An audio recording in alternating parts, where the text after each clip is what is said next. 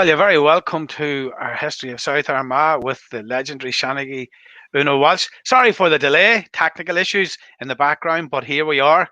And of course, it's always good to have this woman beside me here because this woman is not an institution. She's more than an institution. She's a legend in her own right, and she's telling us some great stories. But this is our penultimate show for the summer coming up. We have this one, and then we have one on Monday night. And of course, tonight's going to be slightly different because this last couple of weeks we talked about the history and the geography and how all South Armagh was formed.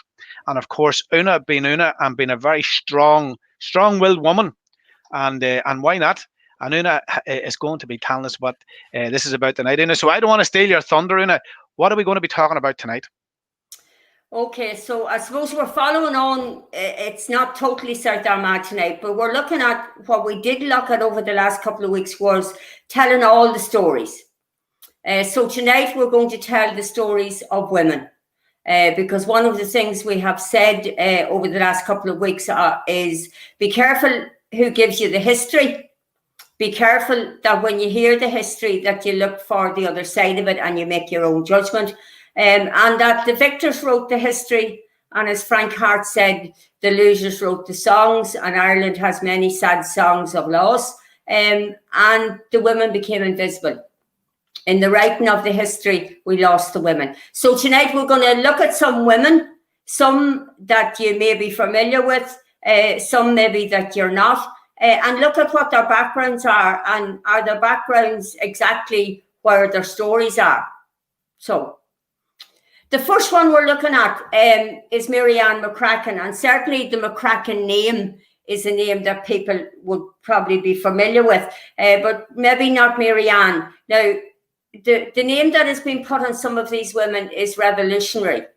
So revolutionary in its widest sense means change. Now, when you look at Ann sitting there with her Dorset hat cap and her wee book, nothing further from revolutionary could you think of.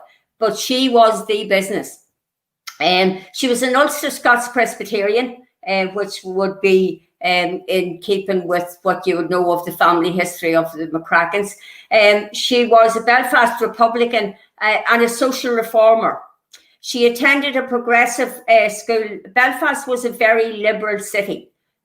People think of Belfast and Dublin. Dublin was the second city of the British Empire. Belfast was a liberal city when Dublin was lagging far behind as a social entity. So she attended a progressive school, as was common in the Presbyterian community, where the girls got the same education as the boys, and she excelled completely in mathematics. She set up a linen business and Muslim manufacturing business in Belfast with her sister Margaret in 1799, and she set up the Belfast Charitable Society, and that was looking at the poverty that was in Belfast, particularly with the children. She set it up in 1832, and she was the chair from 1832 till 1855, and then founded a school and a nursery to educate the orphans of Belfast, and clothes for the Belfast children in the workhouse. That became Clifton House. You can go to Belfast now and be taken around Clifton House and get a very good history of it. But she led the Women's Abolitionary Committee against slavery, which is very prevalent now when we're talking about the whole big story worldwide of Black Lives Matter. 3 weeks short of her 89th birthday, she was the sole figure standing on the docks in Belfast, handing out leaflets against slavery to the people who were taking the boats to America. The sole figure. So women were very visible at the time that they were alive, but lost their identity through the telling of history. She wrote to Dr. Madden. Dr. Madden was the historian that wrote most of the history of the United Irishmen. And she wrote to him at that time and said she was both ashamed and sorry to think that Belfast had degenerated so much in regard to anti-slavery cause. She died in her 90s in 1866. She's buried in Clifton Street in the shadow of the poorhouse that she gave all of her money to, against the wishes of her family, very much. Her father was the man who set up the Belfast Newsletter. She took on the illegitimate daughter of Henry Joy against the wishes of the family and reared that child. But she's buried in Clifton Street underneath the workhouse, and she lay in an unmarked grave until the body of her brother Henry Joy was removed from George Church from High Street and placed into the grave alongside her, and then there was a marker put on the grave. So our first world changer was Mary Ann McCracken. All right, Cathal. Now, this is Anna Parnell. And I'm no stranger to Parnell, because in the house that I grew up in, at a time where there wasn't many photographs in houses, there was a photograph in our house of Charles Stewart Parnell. So I knew the story of Parnell from a very young age.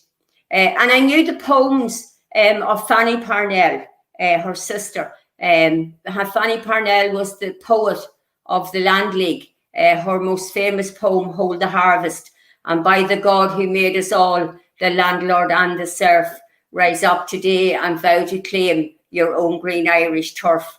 Rise up and plant your feet as men, where now you cower a slave, and make the harvest fields your own, or make of them your graves. So the men of the Land League marched to the poetry of Fanny Parnell, but I never heard the story until I was older and went to look for women of Anna Parnell. So Anna Parnell was the daughter of Delia Stewart, an American woman. And as an American woman, very much against the English society that she grew up in because of the influence of her mother. But her and Fanny founded the ladies in New York. They founded the Ladies' Land League to gather funds and support the Land League here in Ireland.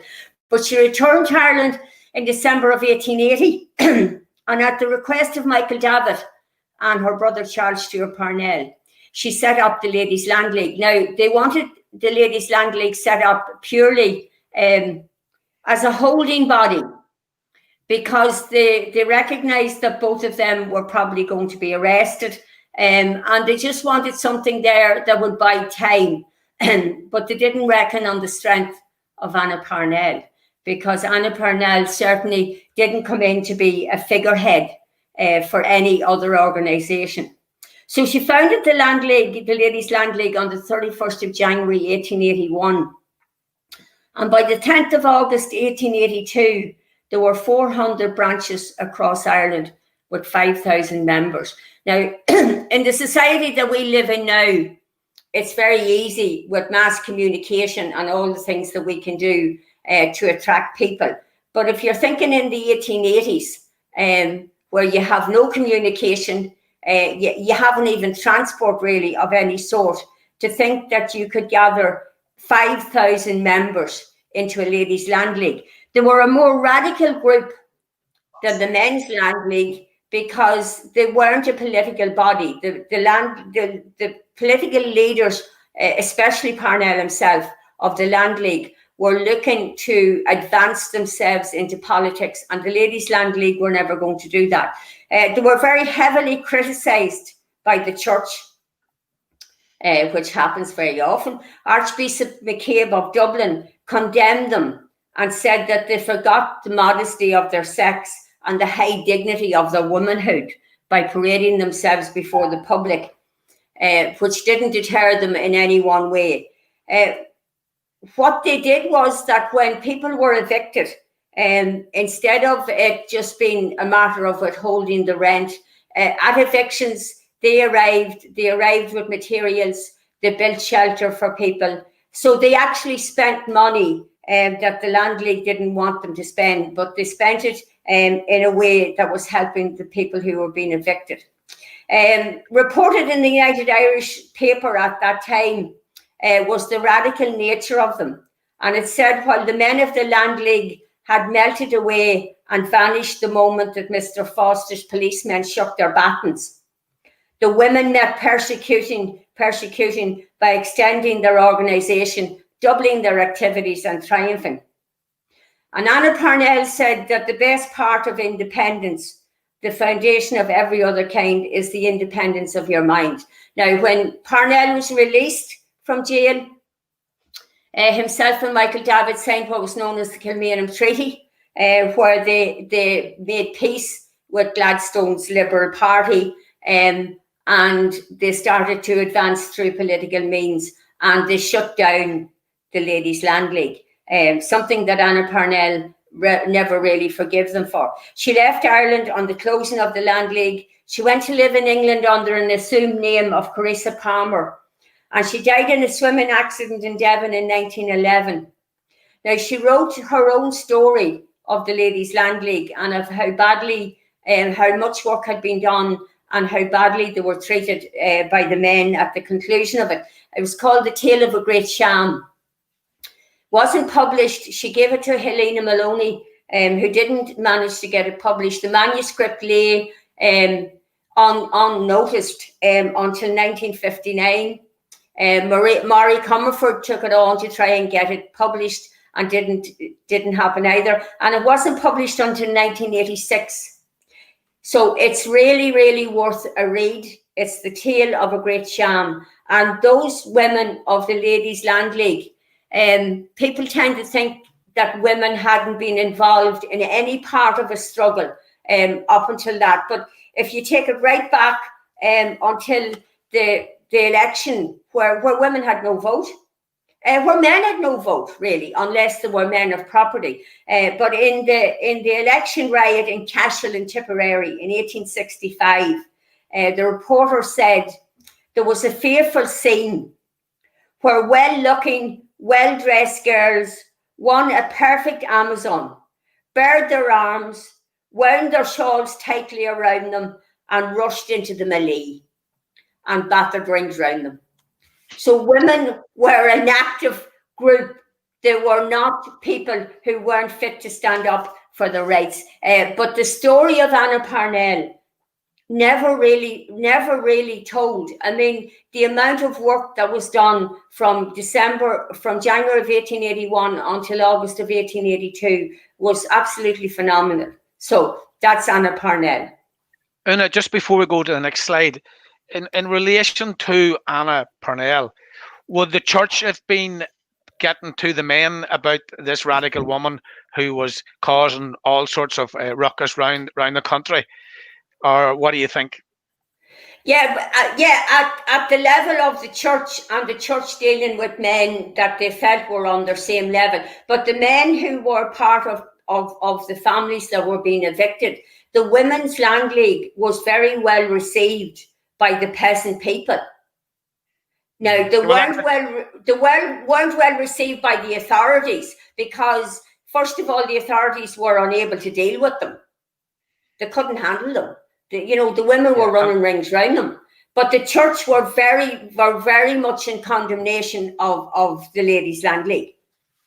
They must have seen them as a threat to maybe their establishment as well, I would be thinking. Well, I suppose, that was where there had been women involved at levels before, especially with the like of elections and with a group of men. This was, I suppose, the Ladies' Land League were the first time that a group of women were banded together purely as women and working on their own agenda.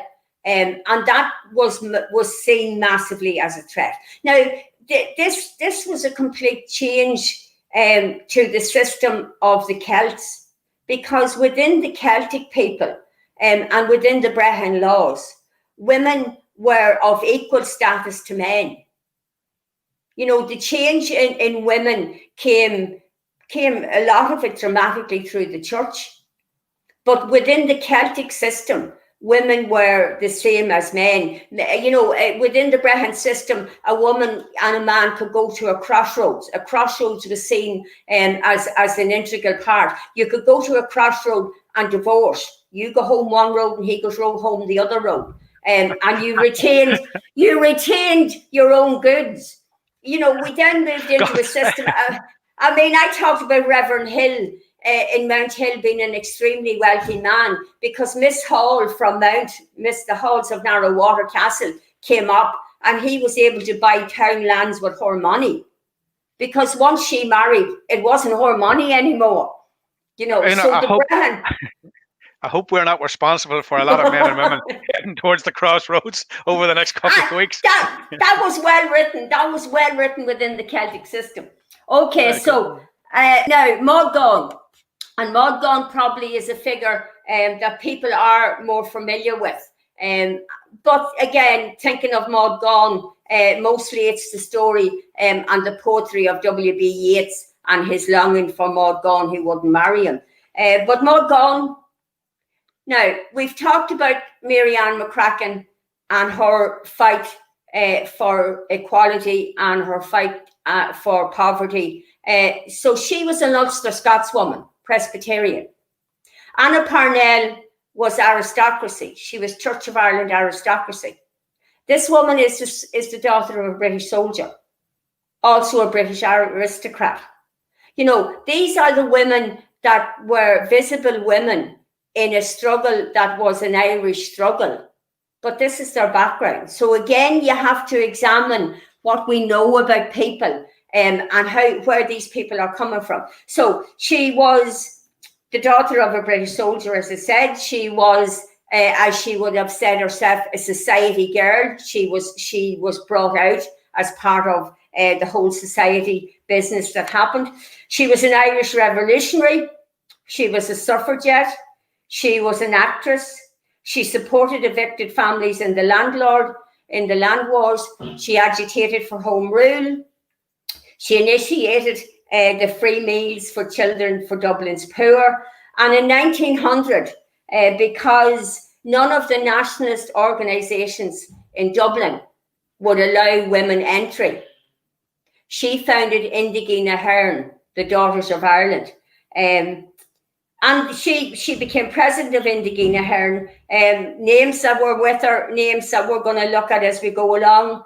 Kathleen Lynn, Jenny Wise-Power, Myra Quinn, Helena Maloney, Hanna Sheehy-Skeffington, Sinead O'Flanagan, Alice Mulligan, Marcella Cosgrove.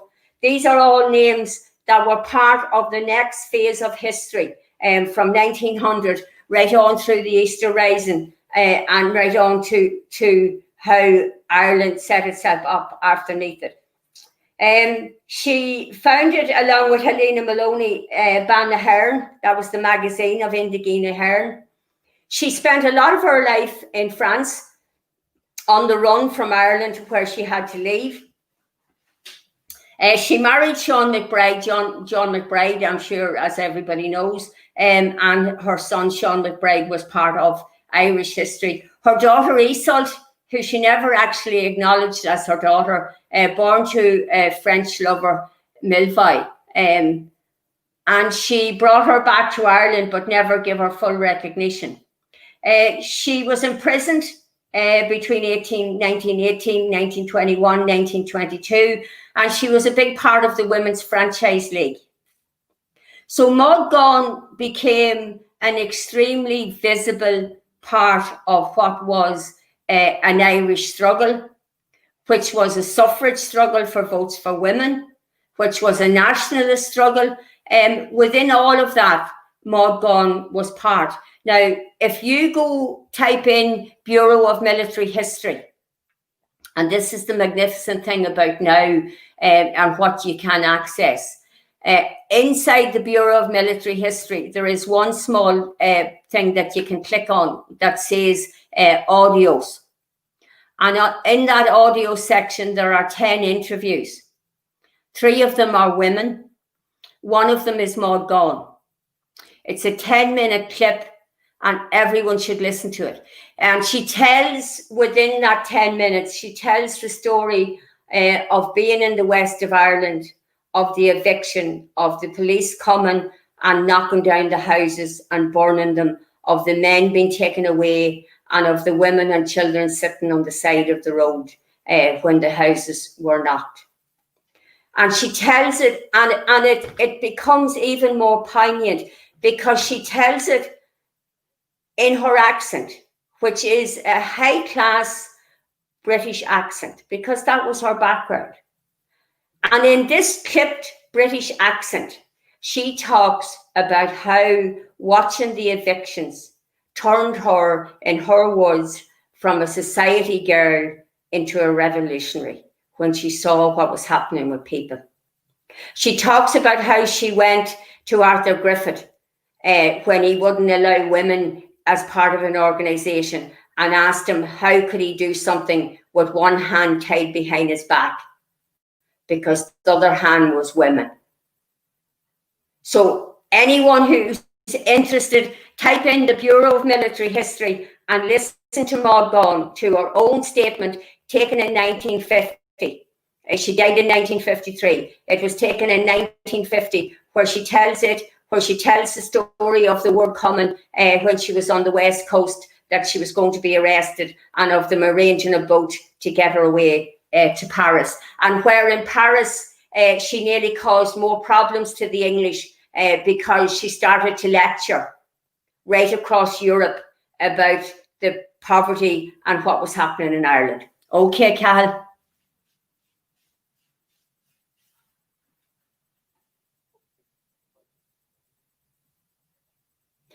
This, I suppose, again, maybe is a photograph that people would have seen before. This is Countess Markievicz. So this is Countess Gore-Booth from Lissadale House in Sligo. And she, again, Anglo-Irish, an ascendancy woman, a woman that was from high society, who became a revolutionary, a suffragette, a socialist, and an Irish politician.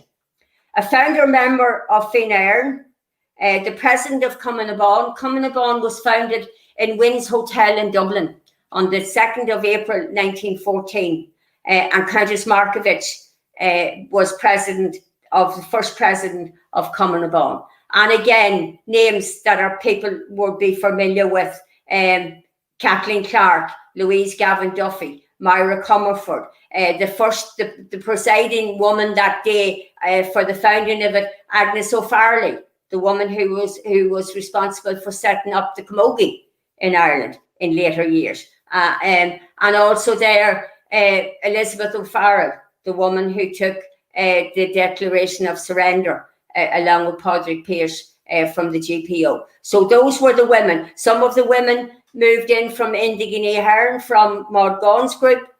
Some of them didn't join the Cumann-na-Bán because they saw Cumann-na-Bán as only being a secondary group to the Irish Volunteers. So some of the women joined Cumann-na-Bán, some of the women joined the Irish Citizen Army directly with James Connolly.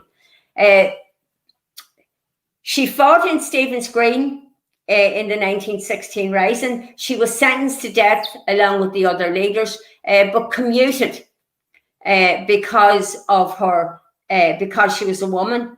They decided not to sentence her to death with the men, which she stood out against for a long time and was very angry about. She was in Aylesbury jail in 1917, jailed again in 18, elected in Dublin for St. Patrick's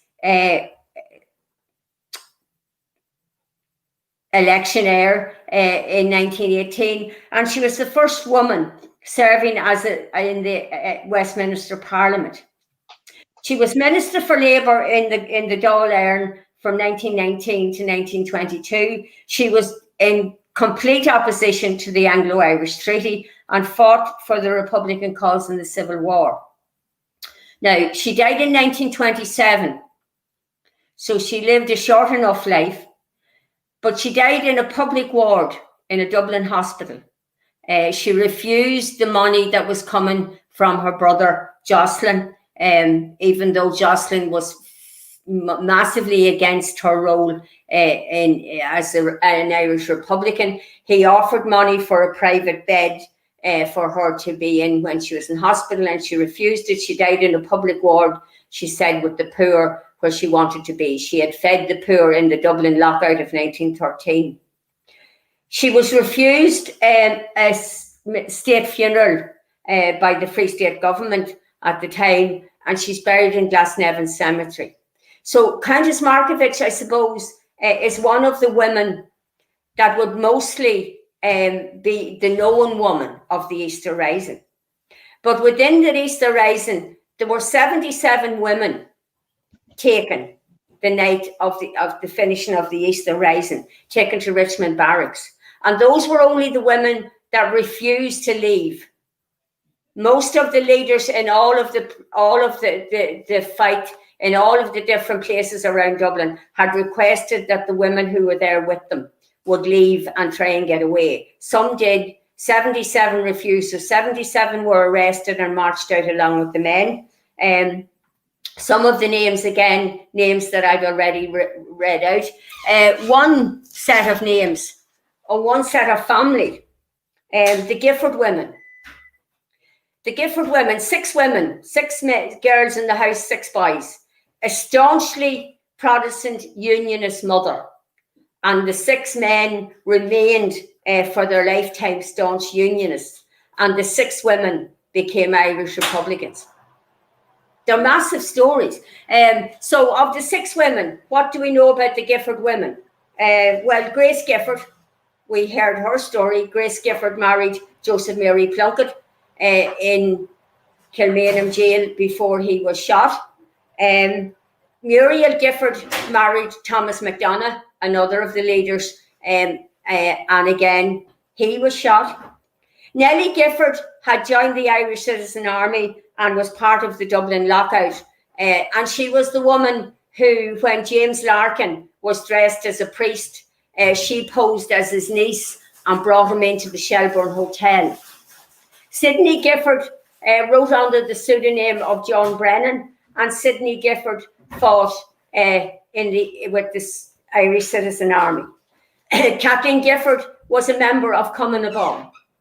The only woman that wasn't an active Republican was Ada. So out of 6 women, 5 of them were active within that whole struggle from 1913 to 1916.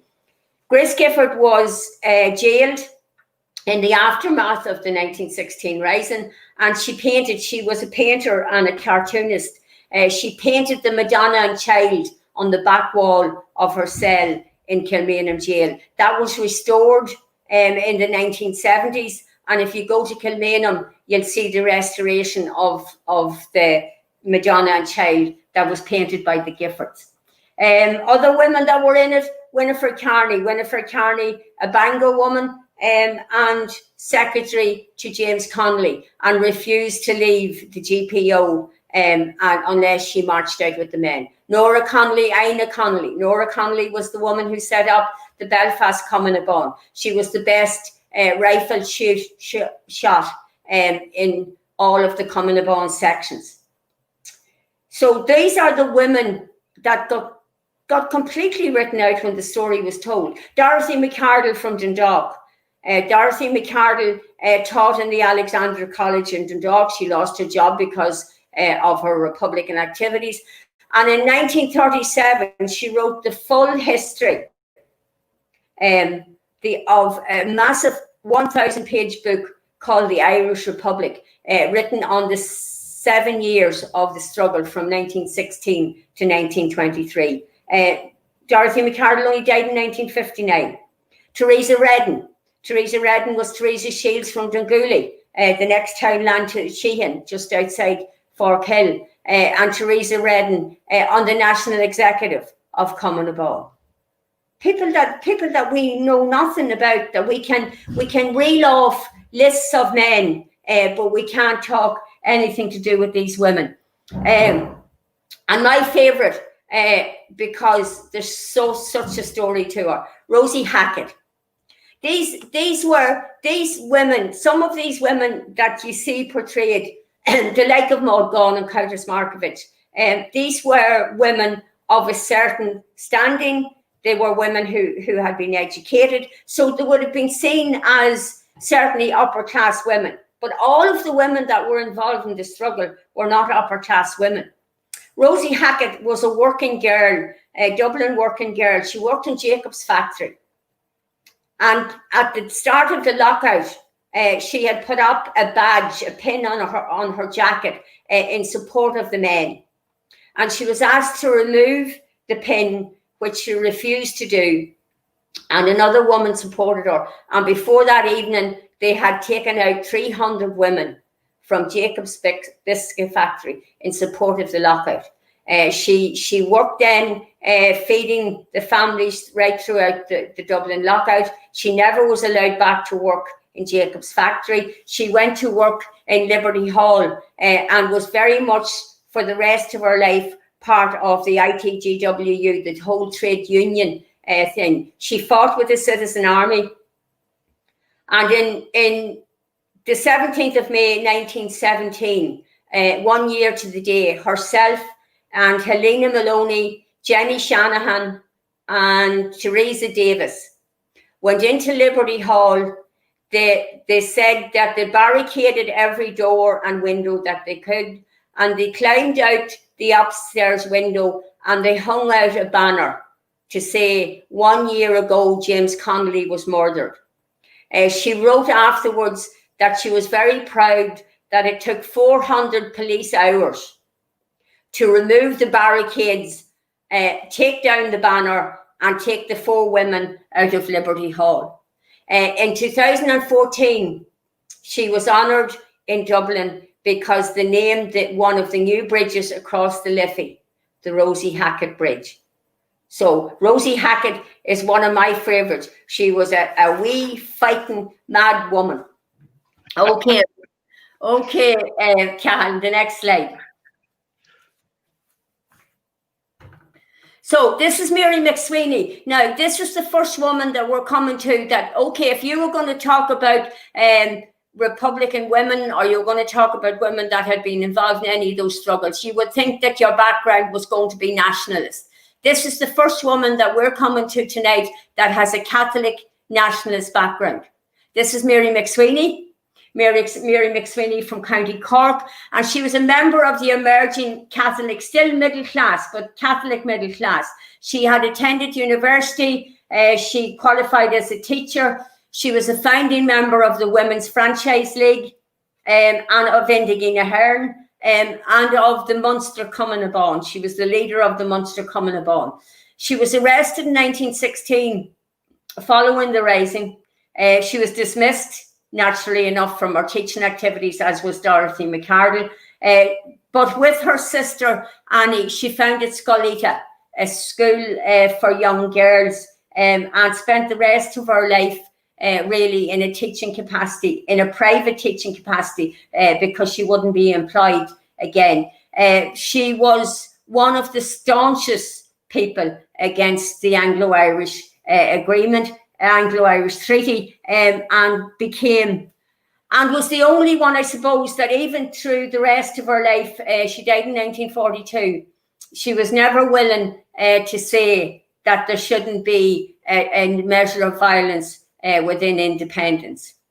You know, it's curious when you look at these women and you just, you look at the picture, you don't see that in the picture when you look at them. You certainly didn't see it in Ann McCracken, but the spirit that's running right through all of these women. Okay, the next slide, Cathal.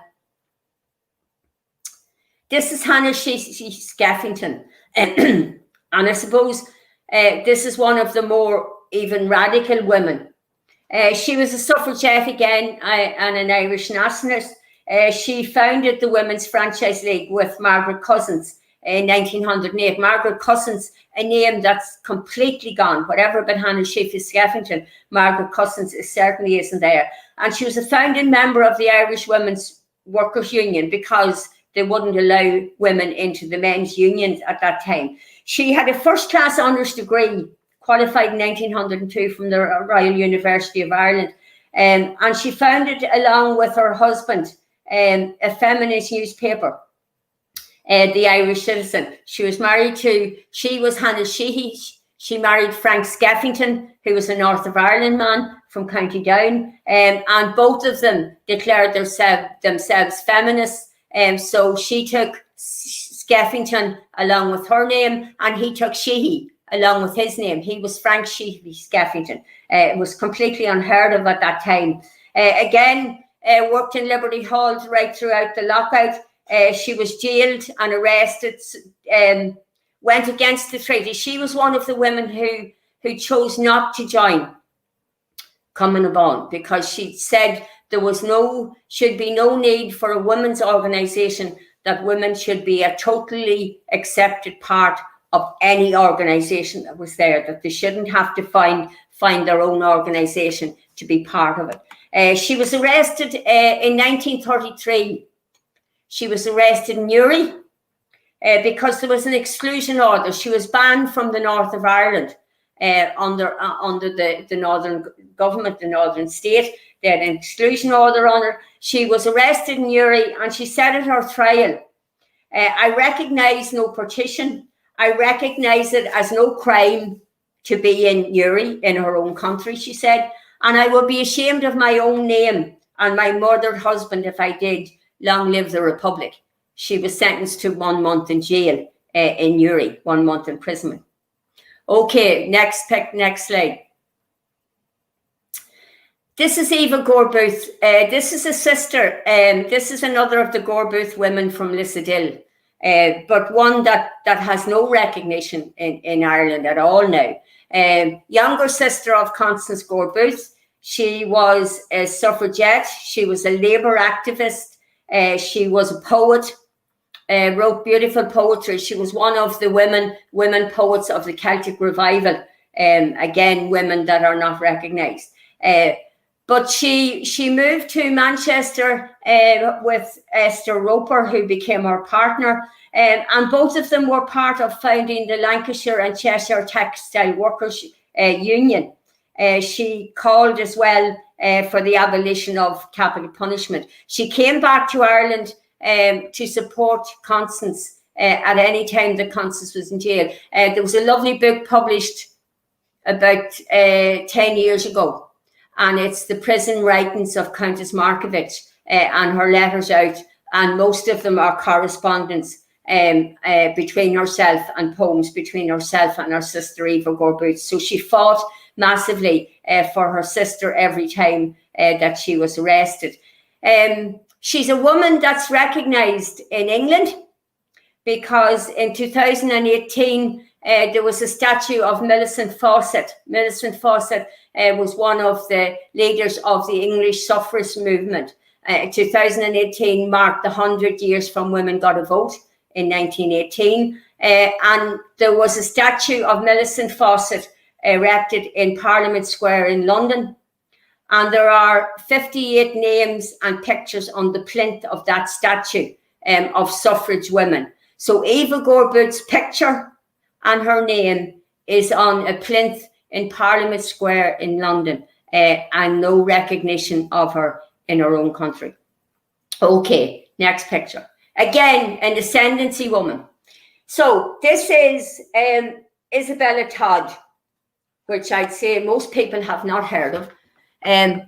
But any woman who went through an education system owns our education system, her education to Isabella Todd, because Isabella Todd was an Ulster Presbyterian. She was a leading pioneer of educational opportunity for women. She was a founding member of the Belfast Ladies Institute, demanding higher education and secondary education, and women's admittance to Queen's College. She was a philanthropist. Now, the Protestant women, the Presbyterian women, those women of class, especially coming from the Protestant side, did their work through philanthropy. That's how they became politicized. They started to work on charitable causes and then moved into suffrage causes and different causes. On the Catholic side, the philanthropy was taken to a degree by the nuns. So the nuns were doing charitable work. Now, they weren't doing the actual work.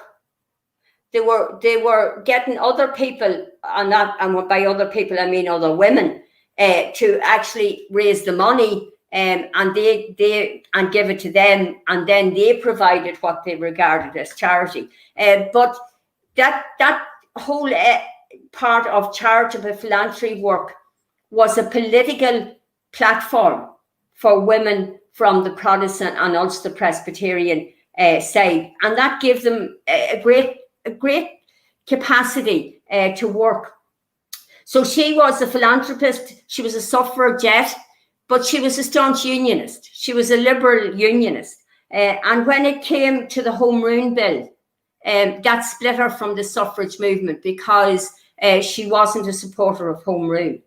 So in 1893, as the leader of a group that she had formed, she gathered. Now, when you say the words 1893, but she gathered 145,000 signatories, women's signatories, in a petition to Queen Victoria to stop Home Rule. And I don't care what part of, I'm throwing you up women. I'm not saying what women are right or what women are wrong. But what I'm saying is these are all women that were part of our history.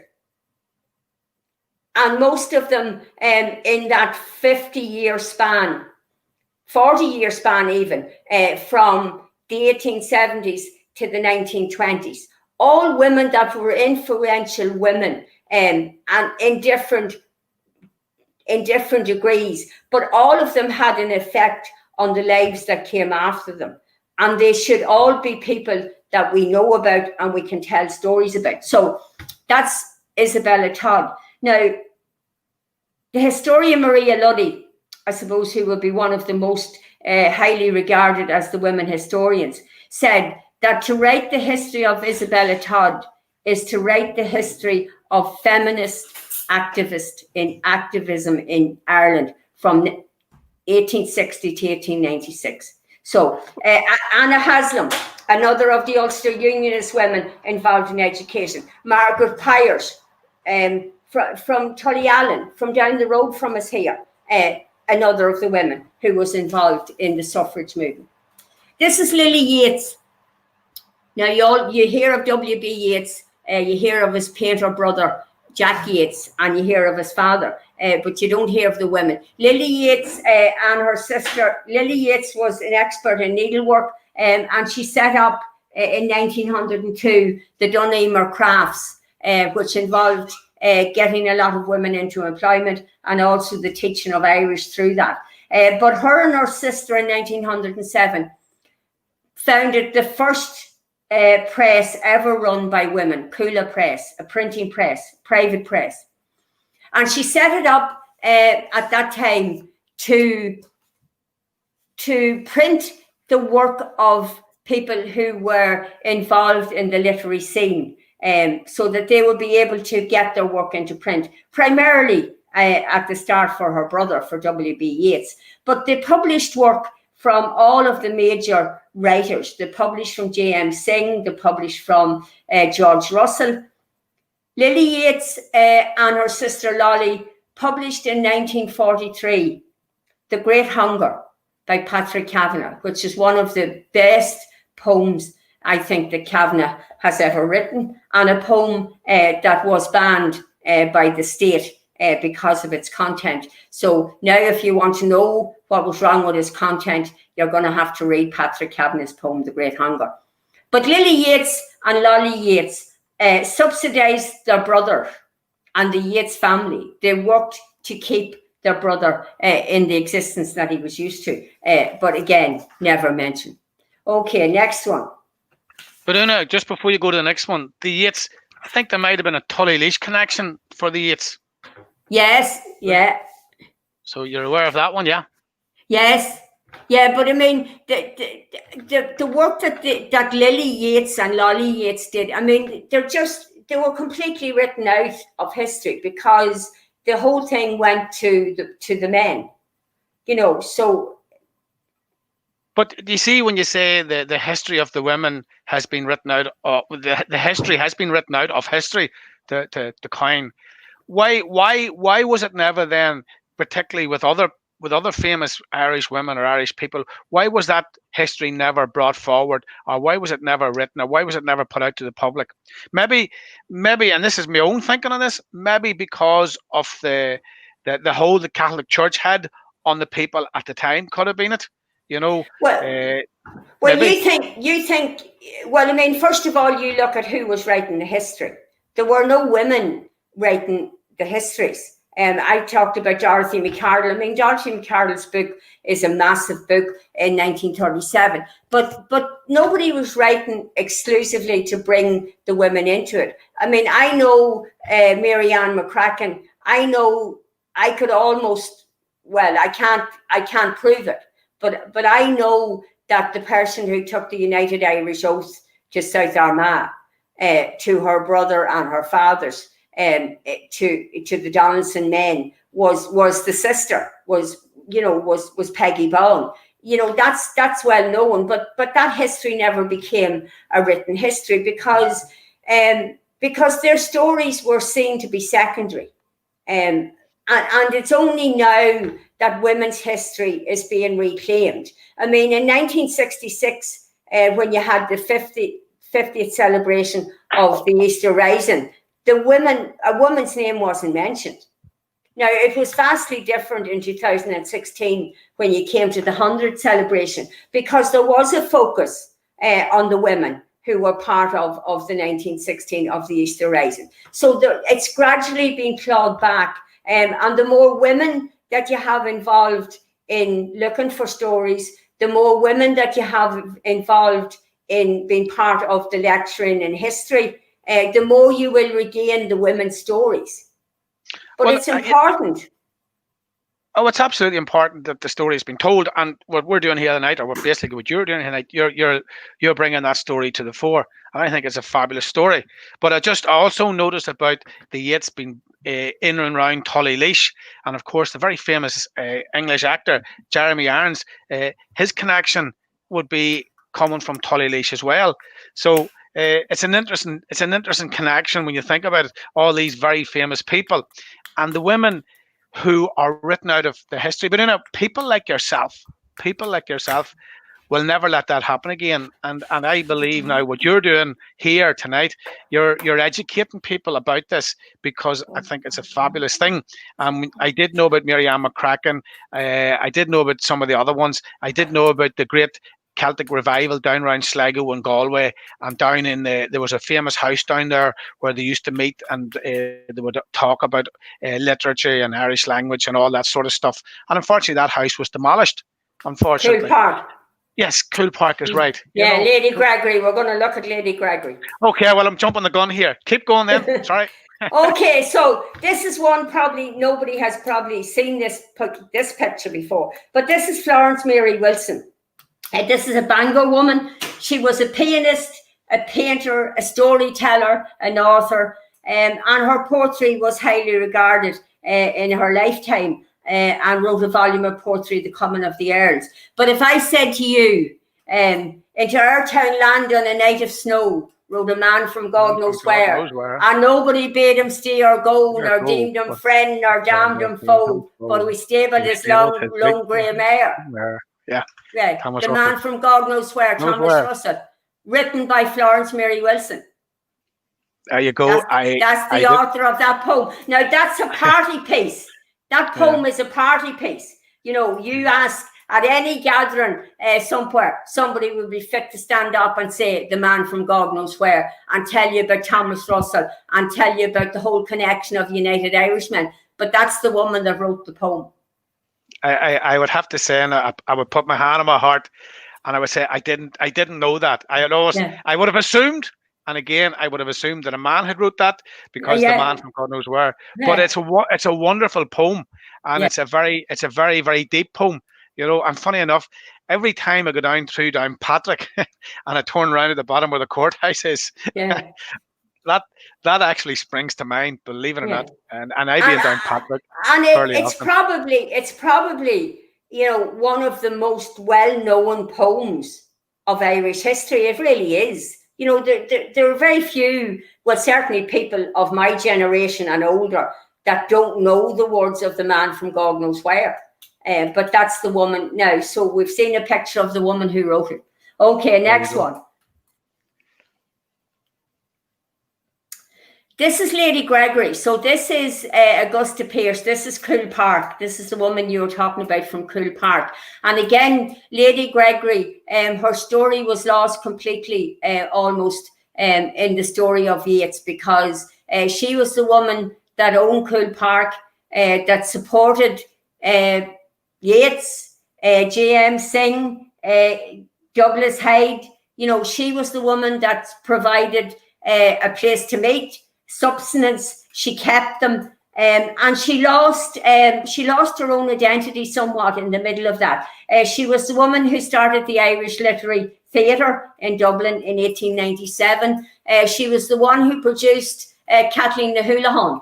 Kathleen na Houlihan was written by Yeats, but Kathleen na Houlihan played by Maud Gonne, and that was the first play that Lady Gregory put on. So that was the forerunner of the Abbey Theatre, and the Abbey Theatre in Dublin owes its existence to Lady Gregory, because that was the leading force behind it. She was the director of the Abbey Theatre for over 30 years, but she's the author of 40 works. A beautiful book written by her in 1902. She translated Cuchulainn of Mertemna, the whole story and saga of Cuchulainn. I think one of her loveliest poems that she translated is Donalog.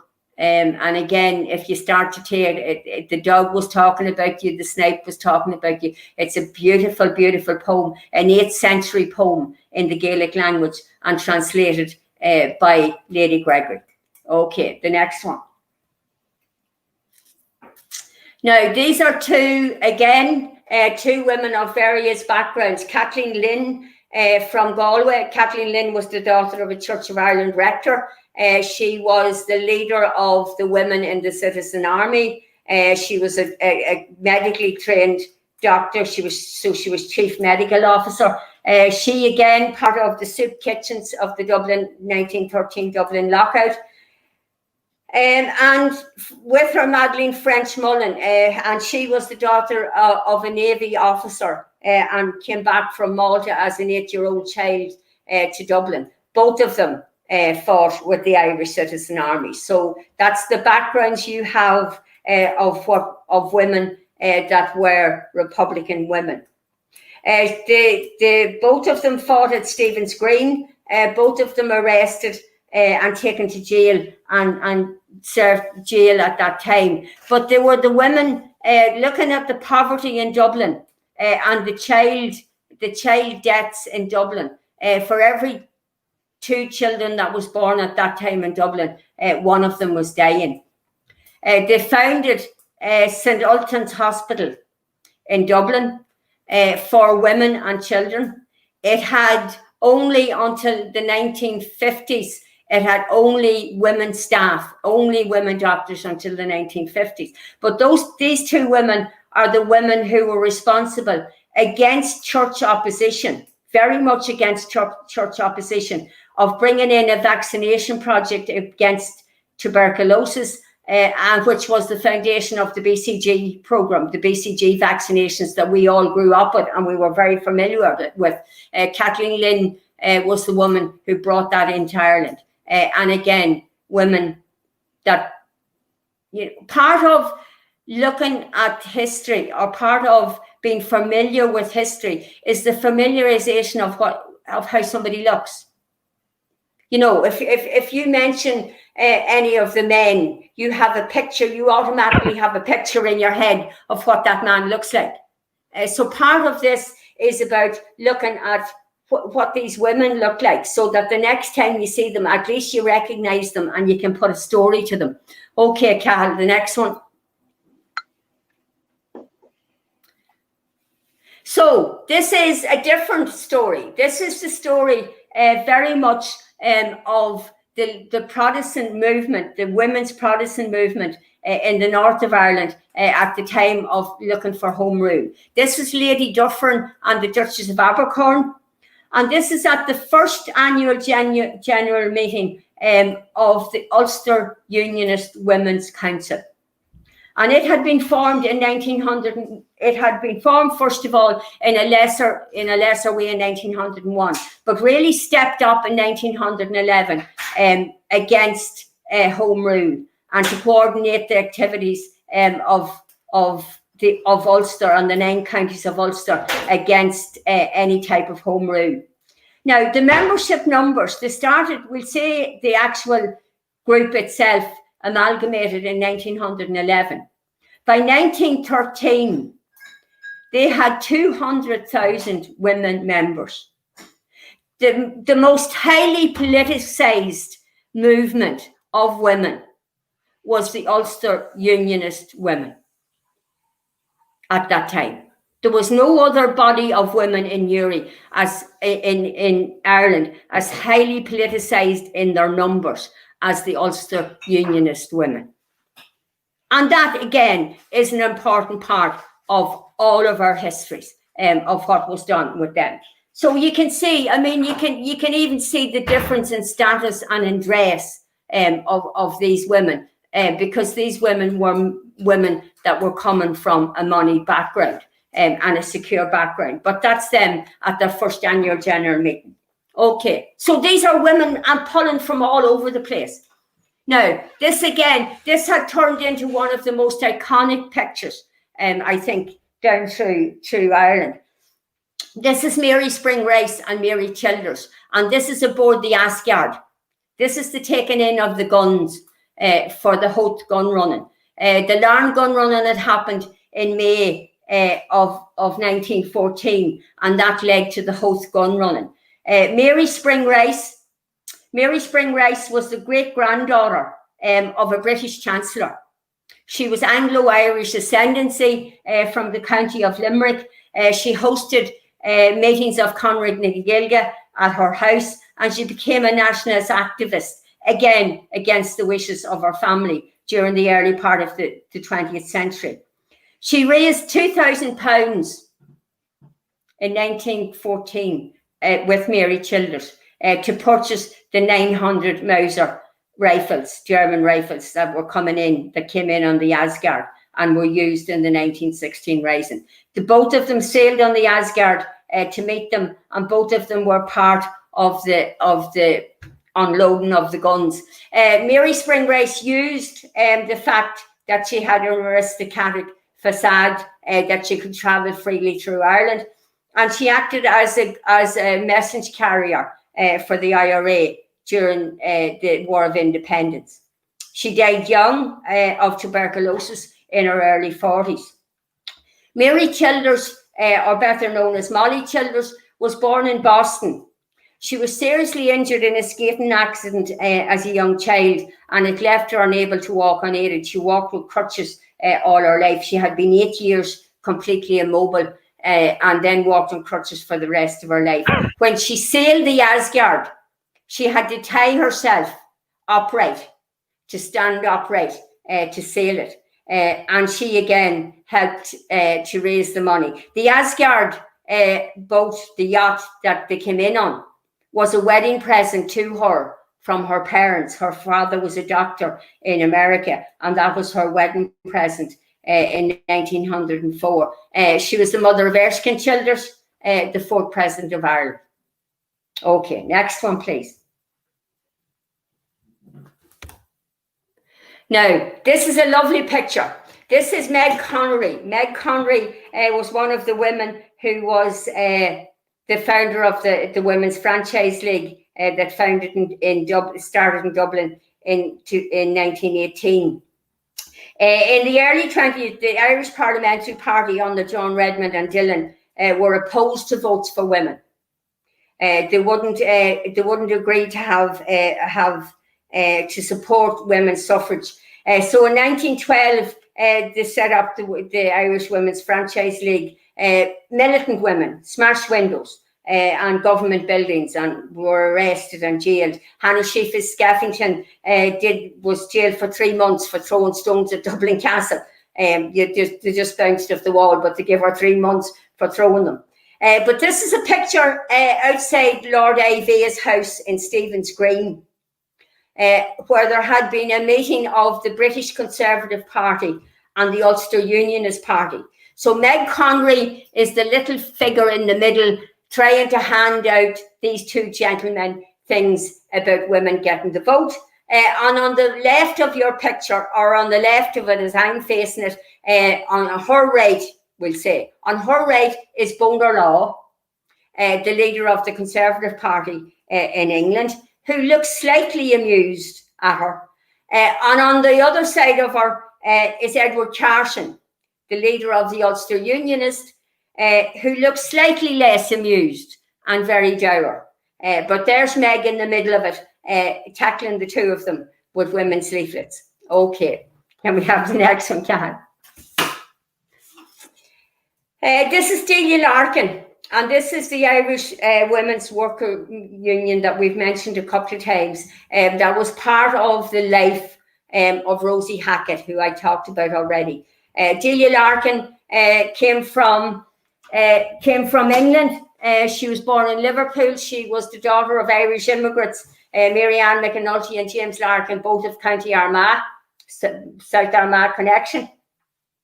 And the men's union wouldn't allow women to be part of the union, which is why they founded their own women's workers' union. So that's them with their banner outside Liberty Hall. All right, Cal, the next one. Now, again, this is one of my favourites. This is Kathleen Clarke. Kathleen Clarke was Catherine Daly from Limerick. She was from a staunchly nationalist family.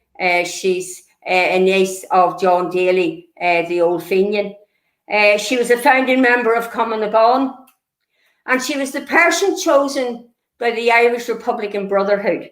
Now, all sorts of stories came out after the Easter Rising, and the newspapers didn't know what to call it. It had happened so quickly, nobody was aware of it, and it became known as the Sinn Féin Rebellion, which it wasn't, because Sinn Féin weren't part of the rebellion at all, but it was the IRB rebellion and the Citizen Army. She was chosen Tom Clarke. She married Tom Clarke. So I'm not going to say that she was Tom Clarke's wife. Tom Clarke was her husband. She married Tom Clarke, who was he was the first signatory of the Easter Rising. But she was chosen by the IRB as the only person who knew of the plans of the Easter Rising. And she was the person that was entrusted to continue the work when they knew that they were going to be killed. So for that reason, Kathleen Clarke was instructed not to take an active part in the Easter Rising for fear that she would either be killed or arrested. She wrote in her autobiography that Tom came home from a meeting of the Supreme Council of the IRB, and he told me that it had been decided at the meeting to select some person whose discretion, silence and capability they could rely upon, and who could be made fully acquainted with all of their decisions. In the event of the rest of the Supreme Council, the custodian of their plans and decision would be in a position to continue the work, thus preventing confusion and stoppage. I was surprised when he informed me that the person to be selected was myself.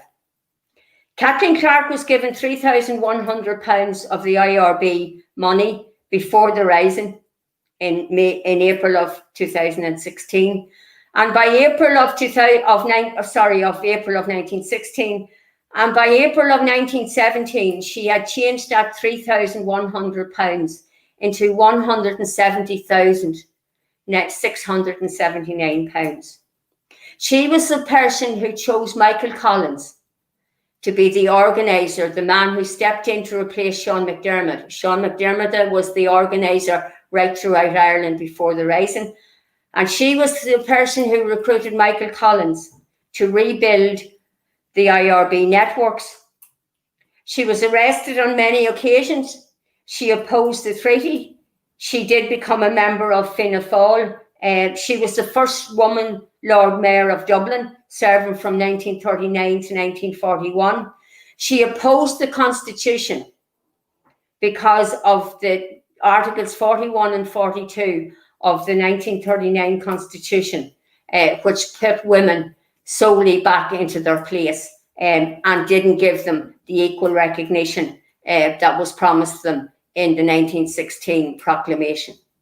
Now, if I read you something that was written, so when De Valera wrote the Constitution, along with Archbishop McQuaid in 1939. Articles 41 and 42 said that women's place was in the house. The Belfast newsletter, when it was complaining about women being part of the Ladies' Land League, said in 1881, the Belfast newsletter said, sensible people in the north of Ireland dislike to see women out of the place she is gifted to occupy, her home, and at no time is woman further from her natural position than when she appears upon a public platform. So the words of the Belfast newsletter in 1881 are the words that became part of Article 41 and 42 of the Constitution of Ireland when De Valera told the women to go back into the house and stay in it. De Valera was the only one of the 1916 rebellion who wouldn't allow women in the command that he was in. He was in Boland's factory and he wouldn't allow women in it. He said afterwards that it probably was a mistake, his high-handed manner in not allowing the women in, but only because it had meant that some of his best men had to spend time cooking. Kathleen Clarke. Not a very nice thing to be saying to very strong-willed women. You know what I'm gathering here about the women of Ireland, and this is what it is: the women of Ireland, not just South Armagh, but the women of Ireland, is that the steadfastness and the belief of them. And at the early part of the 19th century, they were revolutionary in how they thought and what they wanted to do and where they seemed to be going to. And what I'm finding out from them is that, and what I'm finding out from what you're telling me is that the story hasn't been told properly, but what you're doing, you're telling the story. And I mean, I'm only after getting the message there about Kathleen Clarke. Can you believe this woman, Kathleen Clarke? You know, so it's brilliant to hear this, because I'm telling you now, not a lot of people know this history. But what we're doing here tonight, we are expanding and we're delivering that out. And hopefully from what we're doing here on Destination Uri, that this will be an enlightenment for the people who don't know this. And I think it's a fascinating part of Irish history. I find it amazing to think that even in 2020, that this has not been pushed out more to the front in the media, and I suppose in history in itself, you know, sort of keeping the women back in the background, even with De Valera. And you know, people can have their opinion on him and what have you. Even the newsletter, I mean, if you were to tell the newsletter that they were part of the Irish Constitution, it's the exact same words. It's saying the exact same thing. Women's place is in the home. It's saying the same thing. But you know, these are all women from different backgrounds. They're women that I've pulled together from all over the place. But what they have been doing is they have been just equally as important in the forming of Irish history as the men's history, and it deserves a platform. Now, the last one we're going to look at takes us into South Armagh. So if we can get the next slide. Now, I can't even show you a picture of this woman because I have searched for years and haven't been able to come up with one. So I'm showing you her headstone. And this is the headstone of Rosie na Byrne. This is in Killeavy Old Graveyard. And Rosie na Byrne was the daughter of Jane McParland of Leslie. She was a dedicated member of Cumann and she served on the National Council as the Ulster delegate from 1918 to 1923. She had the counties of Armagh, Down and Monaghan under her care. And if you go into the Bureau of Military History again, you can download the Cumann chapters from it. But in February 1918, following the by-election in South Armagh, she was the founding member of Cumann branch in Camna. And during the summer of 1918, she was the co-founder of 7 branches of Cumann throughout the area of the South Armagh District Council. She was the recruiting officer. So there were 163 Cumann women.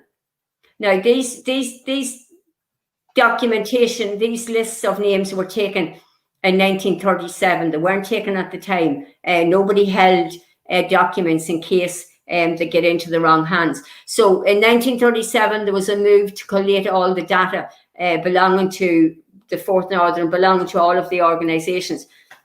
So 163 women declared in 1937. Now, local knowledge gives us the surety that there were many more women who in 1937 decided not to put their name forward or draw any sort of attention to itself. But there is documentary evidence to prove 163 women registered in 7 branches of Cumann na Bun in South Armagh. She went to the convention, the Cumann na Bun Convention in Dublin in 1918 with a particular message from the South Armagh Cumann na Bun women. On women's rights, and so strong was the paper that was sent from South Armagh, the Women's National paper that went up from South Armagh to that convention, that she was invited on to the executive of Cumann na Bun. So that shows you the strength that there was there. She worked as a clerk in Bestbrook Spinning Mill, which gave her access to women, which was a good place to be when it's but she was massively interrogated and followed by the police force and the military. She was burned out. Her and her mother were burned out of their house in Camla. If you're going just before you go to Carracruppen Football Club, on that road to the right, just where that house is on the corner, you'd see a plaque that has been erected to her brother, Don O'Byrne, who was an author in the Irish language, but was a unionist. He's buried in the Church of Ireland down in County Cork. There isn't one for Roshing. But this is an extract from her pension claim. My home from the beginning of 1918 suffered from regular police, military and G Division raids. Following the attack on Camla Barracks, my house was raided immediately and later that night entered by a group of specials and burned. My mother and I were turned out in our nightwear, and after the usual fusillades and threats, the party retired when our house was well alight. Owing to repeated molestations by the Camla specials, I was advised for my own safety to inform the magistrate, Mr. Harland. I did so, and he told me he was sympathetic, but he said he would try to have this persecution stopped. In a few days, he had to send for me to admit that he was unable to do anything. He would give no guarantee that I would be safe to walk the roads, as he said the authorities considered me the most dangerous woman in Ulster. This is the woman that I couldn't even get a picture of. This is her grave. I have cleaned her grave. We were to, in April of this year, we were putting a plaque on it, but it was stopped with COVID, but we will do it before we go. I'll tell you exactly where that house is. For the people coming out to Camla Road, Byrne's house was just before you would have turned down to where the Foresters Hall was, or where Camla Rovers is. It's if you're coming towards Camla from Uri, it's on the left-hand side, and there's that's where the house was. That's where the Byrnes lived, just in there in that area. So that's where she come from. In November of 1922, aware that her name was on the list for internment, Roshing left Camla, and she spent the rest of her life, her and her mother, in the Gate Lodge of Ballymiscanlin Hotel, and lived there until she died in 1948. Despite her record with Cumann na Bun and on the national executive, she was refused a pension and a medal by the Free State government. She appealed 4 times, and it was only when I have printed her witness statement, her pension claims, and it was only on the 5th time of claiming, with the support of letters from the men of the 4th Northern Division, that her pension was awarded. Now, if there's anybody in South Armagh that we should be looking to do something about, as regarding the work of her and of the 163 women, then they're women that need to be recognised.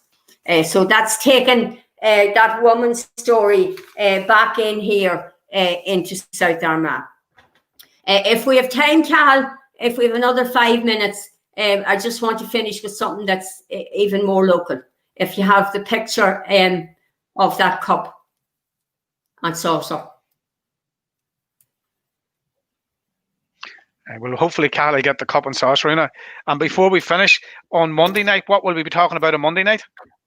So Monday night, we're going to take a trip around South Armagh and maybe bring in any stories that we haven't looked at, and a wee bit of a tribute to South Armagh and a celebration. But we'll be looking forward to that. But there's your cup and saucer, innit? What's the story on this one? There's my cup and saucer. So first of all, you know, tonight was about the women. It was about women from all classes and creeds, from aristocratic women, from women from different backgrounds, of Presbyterian, of Unionist, of Protestant, of Catholic, of rebellious women on all sides. And it's about what makes history. So the cup and saucer that you're looking at is part of my family history. Because that cup and saucer has been touched by 5 generations of the female lineage of my family, of my 2 granddaughters, Cléna Murphy, my phoner, Leah Walsh, Claraven, my 5 daughters, Niamh, Aibin, Aoife, Keelan and Shifra Walsh, here from my phoner. I'm Una Murphy from Tullydonnell, my 2 sisters, Genevieve and Anne, my mother, Annie McKeever from the townland of Dorsey, her 2 sisters, Eileen and Bridget, and my great-grandmother, Agnes Kelly from the townland of Umrickan. Because that cup and saucer was given to my mother as a wedding present on the 7th of January 1948 by her mother. And she told me, my mother, that my granny bought it from a Stannins in Crossfair. 3 years after the end of the war, there was coupons. They had to get coupons to get clothes, to get married. And that's where that cup and saucer came from, a China cup and saucer. So it has been in the hands of 5 generations of the female lineage of my family. And that makes history. And the thing is, tell your children and within your family, talk about your family history. Because unless you bring the social history into all of the rest of the history, bringing it in makes it richer. Bringing it in makes it richer. Only once, she had 4 aunts, my mother, who went to America. Only one person ever, only one of that family ever came back, and 2 cousins came in 1965. And it's the only time I ever remember tea in that cup.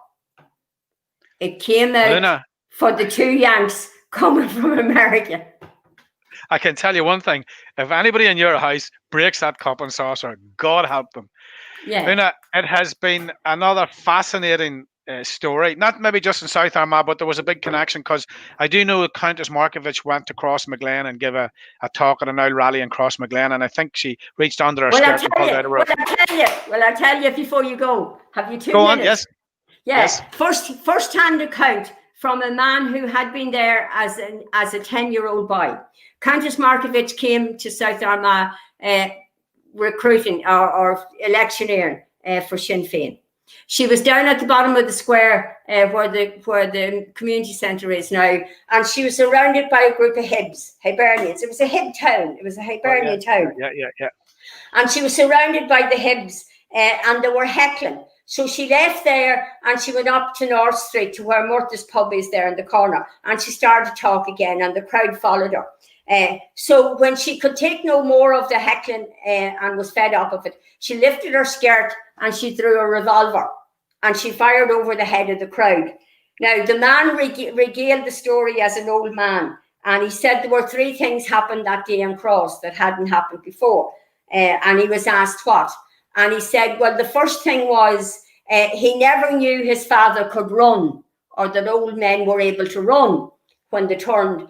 And he had never seen a live revolver. He had never seen a revolver fired before. And he didn't know what women had under their skirts till Countess Markievicz lifted her skirt. A great story. Another South Armagh connection. A niece of Countess Markievicz, Geraldine Gore-Booth, daughter of Jocelyn Gore-Booth of Lissadale House, was nanny and governess to the Chambray children on the Slievegullien estate. Well, there we go. During the 40s. So what we've actually done now, we have actually brought the whole thing back into South Armagh, and that's a brilliant way to finish the night, Una. It has been, as I said, a fascinating story about the women of Ireland from the 1800s right up. And again, what struck me about them is that the fortress and the power and of how these women went about their business. And it didn't matter what a man thought or what a man didn't think. These women were strong, independent, and they were great leaders. And it's a pity that their history has been sort of airbrushed. But as I said before, it is coming back. And we're seeing it now. And with what we have done here tonight, we have educated people here this evening with this history. And it has been, as I say, a privilege of Destination Uri to be part of this. I would like to thank you. And I know on Monday night, we're going to finish on Monday night for the summer. And then we're going to come back later on at the end of the summer and have another chat about different things. So, Una, before we're going to go out. Listen, thanks a million. It has been an absolute riveting show tonight again. A lot of stuff to take on board. Serious amount of history there with all them great women. But what we're going to do is we're going to go out tonight on the famous song of Grace Gifford. And when you think about this, Una, when you think about how cruel the British were to take this fella and girl in and marry them and not even leave them alone for the night and take them out the next morning and shoot them. How callous was that? And then, of course, this legendary song of Grace. And I think we have a young girl, and I think Kath's going to play it there. This is Blahin O'Sullivan. This is Blahin O'Sullivan singing Grace. So we're going to finish with Grace. We gather in the chapel here in Old Kilmainham Jail. I think about these past few weeks. Oh, let's say we failed from our school days. They have told us we must yearn for liberty. Yet all I want in this dark place is to have you here with me. Oh, Grace, just hold me in your arms and let this moment linger. They'll take me out at dawn and I will die. With all my love, I'll place this wedding ring upon your finger. There won't be time to share our love, for we must say goodbye. Now I know it's hard for you, my love, to ever understand the love I bear for these brave men, my love for this dear land. But when Padraig called me to his side down in the GPO, I had to leave my own sick bed. To him I had to go. Oh, Grace, just hold me in your arms and let this moment linger. They'll take me out at dawn and I will die. With all my love, I'll place this wedding ring upon your finger. There won't be time to share our love, for we must say goodbye. Now as the dawn is breaking, my heart is breaking too. On this May morn, as I walk out, my thoughts will be of you. So I'll write some words upon the wall so everyone will know I love so much that I could see his blood upon the rose. Oh, Grace, just hold me in your arms and let this moment linger. They'll take me out at dawn and I will die. With all my love, I'll place this wedding ring upon your finger.